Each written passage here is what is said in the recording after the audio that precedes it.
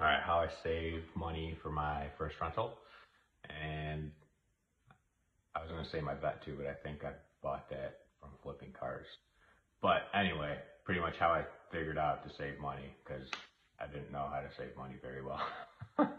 So I figured out that, when I was in high school and stuff and going through college, I was working as a detailer and I was valeting cars and doing just all sorts of random stuff.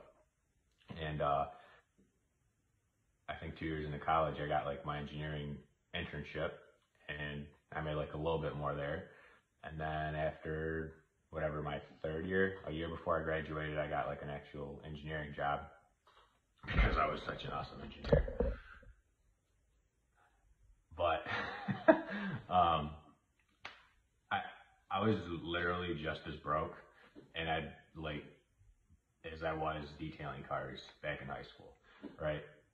So I was like, well, this isn't right. Like, we gotta figure something out here. I'm making like twice, 3 times the money. How am I like still just broke, right? Like something wasn't adding up. And what wasn't adding up was my habits of buying stuff. Back then, I think it was like stuff for cars or whatever I was buying, blowing money on. So I think I ended up reading a book or whatever. I think maybe I listened to someone, I don't know if it was like Dave Ramsey or something, and they were talking about like saving like 50% of your income, right? And now I kind of do it like a little different, but I did it back then and I was just like, okay, so I gotta save like 50% of my income. Sweet. So I tried it and obviously I failed, right? Because I was still, buying a bunch of stuff on credit card and had a car payment and all this other stuff. So there was like no way I could do it. So then I pretty much started off slowly. So I started off with like 10% and then 20%, and then 30%, and 40% until I got to 50%, right? And how I did it is I got like direct deposit, right? So before I even did anything, as soon as that money was like direct deposited, I would like take 10% of it and throw it into my savings account. And that was like the money that no touchy, right? So,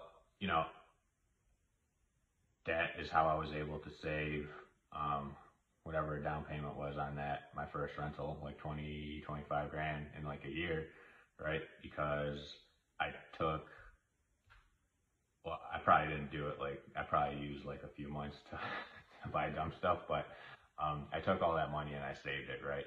And that is how I was able to do it because, I don't know, I think everyone's just very bad at saving money because you work so hard, you want to, eat out what you want, buy the clothes you want, drive the car you want, do all that stuff that you want because you work so hard. But, at the end of the day, you're just working for stuff. And I think I just decided to like change my mind about, okay, I'm going to stop working for stuff and start working towards like freedom, right? Because that's like what's really important. Like what I have now, right? Freedom, not having to be someone's slave, as in go to work every day somewhere where you hate, right? So that's kind of how I did it, and it was really difficult, right? And at the same token, back when I did it, it was different because I still lived at home, right? So I literally only had to spend money on like my car, gas, food, and right, like my biggest expense was free because I lived at home, right? So I didn't really have that many bills. So that definitely helped, right? If I had to pay for shelter and all the other stuff, it would have been way more difficult. But obviously